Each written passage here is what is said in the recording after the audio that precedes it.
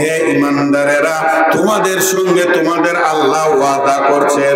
কি ওয়াদা করছেন? সেই ওয়াদাটা হচ্ছে ওয়ামিলুস সালিহাতি, ওয়ামিলুস সালিহাতি, তোরা ভালো আমলের ভিতরে ঢুকে যা। আমি আল্লাহ ওয়াদা করছি, তোরা যতগুলো মুসলমান আছিস ভালো আমলে ঢুকে যা, মসজিদে ঢুকে যা। কি করব আমি আল্লাহ? লা ইস্তাকলিফান্নাহুম ফিল আরদি কামাস্তাকলাফাল্লাযীনা মিন ক্বাবলিকুম, যেমন তোদের পূর্বপুরুষেরা দেশ বিদেশকে বিজয়ী করেছে, ওই রকম তোদেরকে এই জমিনের মাটিতে আমি আল্লাহ বিজয়ী দেব।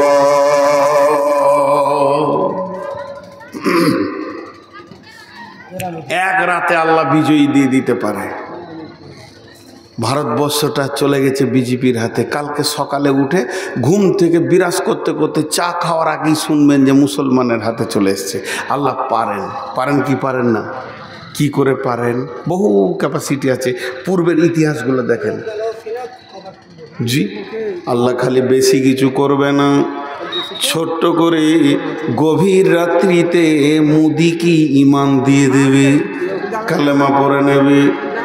মুদি ঘোষণা হয়ে যাবে কালেমা পড়ে ফেলেছে, কালেমা শাহাদাতের সাক্ষী দিয়েছে ফজরের সময় মুদি, তারপরে পরে অমিত শাহ একজন মুদি এবার দাঁড়িয়ে রেখেছে, আগে আসছে, আস্তে আস্তে ইমাম হবে ইনশাআল্লাহ। আর ওদিকে অমিত শাহ মজ্জেন হবে, আর আদিত্যনাথ যোগী মসজিদে ঝাড়ু দেবে। এটা আমার আল্লাহ বানাতে পারে। আল্লাহ তখনই ওয়াদাটা করছে, হে মুসলমান, তোরা পৃথিবীর মানুষের কাছে গিয়ে পৃথিবীটা চাইবি না, তোরা আমার কাছে 100% মসজিদে ঢুকে যা, চোখের পানিটা আমাকে রাজি করে নে।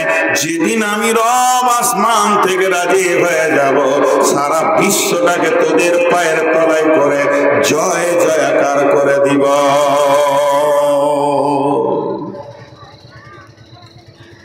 সত্যি করে বলেন, রাগ করবেন না। আপনাদের এই এলাকায় যতগুলো পার্টির নেতা আছে, মুসলিম নন মুসলিমদেরকে বাদ দিচ্ছি, ভালো লোক? বলেন ভালো লোক? পঞ্চায়েতে মাল মেরে খেয়েছে না এরা? কথা বলে না, ভয় করছেন নাকি? আমি করছি না ভয়, লুটে খেয়েছে। চলেন উমারের জামানার একটা ঘটনা শোনাই। উমারের জামানায় একটা মাস্তান ছিল, ও এলাকার ডন ডন ডন মাস্তান, ওর সামনে কেউ দাঁড়াতে পারত না। হযরত উমর দুজন সাহাবীকে পাঠালেন, যাও ওর কাছে কালেমার দাওয়াত নিয়ে যাও। তারা 2 মাস হেঁটে তার কাছে গিয়ে পৌঁছালো। পৌঁছানোর পর তাকে যখন বলছে তুমি কালেমা পড়ো, অত বড় ডন মাস্তান কুখ্যাত, খালি মার্ডার করাই কাজ হয়, ওকে যখন বলছে তুমি কালেমা পড়ে নাও, উমার পাঠিয়েছে তোমার কাছে কালেমা পড়ার লেগে। তো কি বলছে জানেন? বন্ধু কালেমা পড়ব, কিন্তু 2টো শর্ত। 2টো শর্ত। একটা হলো উমারের বেটির সঙ্গে আমার বিয়ে দিতে হবে, আর দ্বিতীয় শর্ত হলো যে উমার 18 লক্ষ বর্গ মাইল শাসন করছে, অর্ধেক আমাকে দিতে হবে। তাহলে শ্বশুর জামাই মিলে প্রধানমন্ত্রী হয়ে থাকবো আর কি, অর্ধেক আমাকে দিতে হবে। তা এরা দুজনা বলছে কালেমাটা যদি তুমি পড়ে মুসলমান হয়ে যাও তা তোমাকে বেটি দিতে অসুবিধা নাই। মুসলমানকে বেটি দিবে না, তা কি ওই ইহুদি নাসারাকে দেবে? ওইটা না হলে উমারকে বলে কহে কোনো রকম তোমাকে বেটি দেওয়া করাবো। কিন্তু দ্বিতীয় শর্ত হচ্ছে রাজ্যটা দেবে কিনা জানি না। তা আমরা জিজ্ঞেস করে আসি। ওর আবার লাগলো হাঁটতেই, মদিনায় এসে আবার 2 মাস পর পৌঁছালো, মানে 4 মাস হাঁটা হয়ে গেল। আমিরুল মুমিনিন হযরত উমর বলছে, বলো খবর বলো, সে কি ঈমান এনেছে? বলে আমিরুল মুমিনিন খলিফাতুল মুসলিমিন 2টা শর্ত করেছে। 1 নম্বর হলো ঈমান আনবো ঠিক আছে, কিন্তু আমাকে উমরের বেটির সঙ্গে বিয়ে দিতে হবে। আর 2 নম্বর হলো অর্ধেক রাজত্ব আমাকে দিয়ে দিতে হবে। তখন হযরত উমর বললেন, তোমরা কি বলেছ? তাকে কোন কথা বলে তোমরা তোমরা এসেছো বলো। তখন ওরা বলছে যে বিয়েটা আমরা হ্যাঁ বলেছি, যে মুসলমানের ছেলের সঙ্গে মুসলমানের মেয়ের বিয়ে হবে, এটা উমারকে বলে রাজি করে দিতে পারবো, তোমার সঙ্গে সে মেয়ের বিয়ে দেবে, কিন্তু রাজত্বটা বলতে পারছি না। বলে কেন? বলে ওই রাজত্বের ব্যাপারটা অনেক গভীর তথ্যের কথা, আপনি অর্ধেক দেবেন কিনা জানি না, তাই জিজ্ঞেস করতে এসেছি। এবার হযরত ওমর কি বলছেন দেখেন। হযরত ওমর বলছে, রে আল্লাহর গোলামের দল, ও যদি কালেমা পড়ে ফার্স্ট ক্লাস ইমানদার হয়ে যায়, ওকে যেমন আমি মেয়ে দিতে পারবো, তেমনি অর্ধেক রাজত্ব কেন, গোটা রাজত্বটাই ওর হাতে ছেড়ে দিব। একটা কালেমাওয়ালা ইমানদার কোনদিন বেঈমান হতে পারে না, সমস্ত রাজত্ব তার হাতে চলে যাবে। তেমনি হে মুসলমান, আজকে এই এলাকায় যারা নামধারী মুসলমান, আধার কার্ডে মুসলমান, ভোটার কার্ডে মুসলমান, ভোটার লিস্টে মুসলমান, পাসপোর্টে মুসলমান, আমার ডেট অফ বার্থ সার্টিফিকেট মুসলমান, স্কুল সার্টিফিকেটে মুসলমান, গাঁওয়ালা জানে মুসলমান। আর যার জানার কথা আছে যে এই নির্বাচন গুলো করবে, কে ডিটেকটিভ ক্যাম্পে যাবে, কে ডিটেকটিভ ক্যাম্পে যাবে, কে বাড়িতে থাকবে, কার নাগরিকতা থাকবে, কার থাকবে না, যেটা নির্বাচন আসমান থেকে হচ্ছে সে জানে, আপনি আমি জানি। এই সুবারঘাট পাড়েপুর অত্র এলাকায় 4000 মুসলমান, কিন্তু আল্লাহর লিস্টে দেখা যাচ্ছে মাত্র 40টা মুসলমান, বাকিগুলো মুসলমান নয়। এরা কোথা যাবে আল্লাহর দায়িত্ব নাই। এর জন্য আল্লাহ ছোট্ট মতো একটা সূরাতে কি বলেছেন দেখেন, ইলাফি কুরাইশ ইলাফিহিম রিহলাতাশ শিতাই ওয়াস সাইফ ফালিয়াবুদু রাব্ব হাযাল বাইত আল্লাযী আত'আমাহুম মিন জু'ইন ওয়া আমানাহুম মিন খাউফ।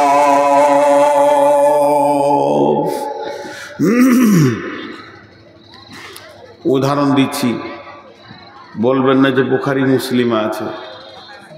উদাহরণ, দুটো জিনেদের ছেলে দাঁড়িয়ে আছে, ওই ইউটিউবাররা থাম্বনেল যদি বানাও, আমি একবার এই উদাহরণটা দিয়েছি, তো জিনের ছবি করে সাপ দিয়ে দিয়েছে, করা পারে। আগামী বছর থেকে ইউটিউবার বাদ, ওই জন্য আর 3টে আছে, কিছু বলছি না, এক ইউটিউবার কাছতে দিব না। কি নোংরা নোংরা ছবি, স্বামী স্ত্রীর কথা বলেছি তো নোংরা নোংরা ছবি দিয়েছে। ওই গরুকে একদিন ডেকে বললাম যে এই ছবিটা তোর মাকে একবার দেখাবি আর তুই পড়ে শোনাবি, তুই যদি না পারিস তাহলে আমার ঘরে আমার মেয়ে আছে, আমার আরও কেউ আছে, আত্মীয় আছে, আমি এই ধরনের কথা বলেছি। ইডিয়েট। ওখানে আবার কিসের ঢোল বাজতে লাগলো, মানে আমার বক্তব্যে ছুটি ঘোষণা হচ্ছে নাকি? ও দামি দামি মানুষ এখানে আছে। তো উদাহরণটা শুনেন, উদাহরণটা এটা কোনো হাদিস লয়, কোনো গল্পের বইয়েও নাই, ব্রেন থেকে দিচ্ছি। দুটো জিনেদের ছেলে, ওরা বন্ধু, ঘুরছে, আর একটা সাপুরে এসছে সাপ ধরার লেগে। ও সাপ খুঁজে বেড়াচ্ছে কোথা পাবো। তো দুই বন্ধুর মধ্যে একটা হচ্ছে খুব দুষ্ট, ও বলছে এই এটা কাজ কর, তুই এই পানিটাতে সোরা ফাতিহা পরে ফুঁক দিয়ে দিলাম, এটা ধরে থাক, তুই যখন দেখবি যে আমি খুব বিপদে পড়ে গেছি তো পানিটা আমার গায়ে ঢেলে দিবি। বললো বেশ ঠিক আছে। তো তুই কি করবি? বলছি আমি একটা বড় সাপ হয়, সাপ হলেও আমার পিছে পিছে দৌড়বে, ওকে খানিক তেড়েলে বেড়াবো মাঠে মাঠে আর কি। দিয়ে ও একটা সাপ হয়ে গেল, সাপুরে দেখছি, ওরে সুবহানাল্লাহ, সাপরে আমি যা খুঁজছি তাই পেয়েছি। এবার ওকে ধরতে গেছে, দৌড়ে পালাচ্ছে, ধরতে গেছে, দৌড়ে পালাচ্ছে। সাপুরে তাড়াতাড়ি নাগিন বাঁশিটা বাজে বিন বিন বিন বিন করে বাজাতে লাগলো, সাপ নাচতে শুরু করেছি। এরপরে সাপটা গাছে উঠতে গেল, লট করে পড়ে গেল। ও তখন ওর খাপটা খুলে দিয়েছে, ছোট্ট মতো একটা ফুটো করে দিয়েছে, যার ভিতরে সাপটাকে ভরবে। এরপরে দেওয়ালে গেল, দেওয়াল থেকে পড়ে গেল, মাটি ঢিপে উঠতে গেল, সেখান থেকে লটকে পড়ে গেল, গাছে উঠতে গেল, গাছ থেকে পড়ে গেল, আস্তে আস্তে আস্তে আস্তে জমিনে দৌড়তে দৌড়তে দৌড়তে দৌড়তে ওই খুপড়ির ভিতরে গিয়ে গোল করে ঢুকে গেল। আর যেই গোল করে ঢুকে গেল, খাপটা বন্ধ করে দিয়ে ব্যাগে ভরে নিয়েছে। বাস, ও গ্রেফতার হয়ে গেল। তখনই আর বন্ধুটা মানুষের মতো করে সেজে বলছে, এই সাপটা ছাড়ো। বলে, সাপ কেন ছাড়বো, আমি কত কষ্ট করে ধরলাম। সাপ লয় জি, ওটা জিন আছে, ছাড়ো। বলে, বকবি না। এই কোনো মতে ওর পিছা ছাড়ে না, কাপড় ধরে লাই মানুষের মতো হয়ে গিয়ে, ছাড়ো। বলছি, তুমি একবার বের করো, আমি পানিটা দিই। পানিটা যেই দিয়েছে তো মানুষ আবারও জিন হয়ে গিয়েছে। এটা গল্প। এবার দুই বন্ধুতে গল্প করছে যে, হারে তুই গাছে উঠতে গিয়ে পড়ে গেলি কেনে, তুই মাটিতে উঠতে গিয়ে পড়ে গেলি কেনে, দেওয়ালে লুকাতে গেলি তো পড়ে গেলি কেনে। তখন ওই জিনটা যে সাপ হয়েছিল সে বলছে, বন্ধু প্রথমে যখন আমি সাপ হলাম ও আমাকে দেখে ফেললে, যখনই দেখেছে ওই এরিয়ার মাটিটাকে বান মেরে দিয়েছে, এত বান মেরেছে মনে হচ্ছে যেন আমার গা জ্বলে গেল, পুড়ে গেল। আমি যান বাঁচানোর জন্য গাছে উঠছিলাম, গাছটাতে বান মেরে দিলে জাদু করে। তারপরে দেওয়ালে ঢুকতে গেছি, ফাটে ঢুকে যাব, হারিয়ে যাব, ওখানেও বান মেরে দিয়েছে। চারিদিকেই যেন বান মেরে দিছে, যেখানেই গেছি জ্বলে গেছি। আর খুপড়িটা দেখছি বড় ঠান্ডার জায়গা, ওখানে যখনই ঢুকলাম জানটা ঠান্ডা হয়ে গেল, বাকি সব বান মারা পড়ে গেছে ভাই। এর জন্যে ওর ভিতরে আমি ঢুকেছি। এটা আমি উদাহরণ দিলাম, এটা আমি উদাহরণ দিলাম, এটা আমি উদাহরণ দিলাম। হে মুসলমান, পঞ্চায়েতে যান, যান জ্বলে যাবে, পার্লামেন্টে যান, যান জ্বলে যাবে, পৃথিবীর কোথাও মুসলমান তোমার শান্তি নাই। শয়তান সব বান মেরে জ্বলিয়ে দিয়েছে। তুমি রাজনীতিতেও পাবে না, মালেও পাবে না, তুমি বাড়িতে অট্টালিকায় পাবে না। তোমার শান্তির জায়গা হলো আল্লাহর মসজিদটা। একবার ঢুকে যাও, জানের শান্তি ফিরে আসবে। আল্লাহ তাবারাক ওয়া তাআলা ওই কথাটাই আল্লাহ বলছেন, ফালিয়াবুদু রব্বাহা হাযাল বাইত। ও পৃথিবীর মুসলমানদের, এই ঘরটা, ওই যে মাদ্রাসাটার পাশে একটা ঘর রয়েছে, ওই ঘরের মালিকের ঘরে তোরা ঢুকে যা, আর ওই ঘরের রবের পা ধরে তোরা পড়ে যা। ওই ঘরের যে মালিক তার পায়ে মাথা দিয়ে তুই পড়ে যা, তাহলে কি হবে? আল্লাযী আত'আমাহুম মিন জু'ইন ওয়া আমানাহুম মিন খাওফ। ওই ঘরের রব তোকে শান্তি দেবে রে, তোকে শান্তিতে রাখবে রে। এবং পৃথিবীর যে দিক থেকে তোর কাছে বিপদ আসবে, ওই ঘরের মালিকের এমন ক্ষমতা আছে, তাকে থাবড়িয়ে সরিয়ে দেবে রে।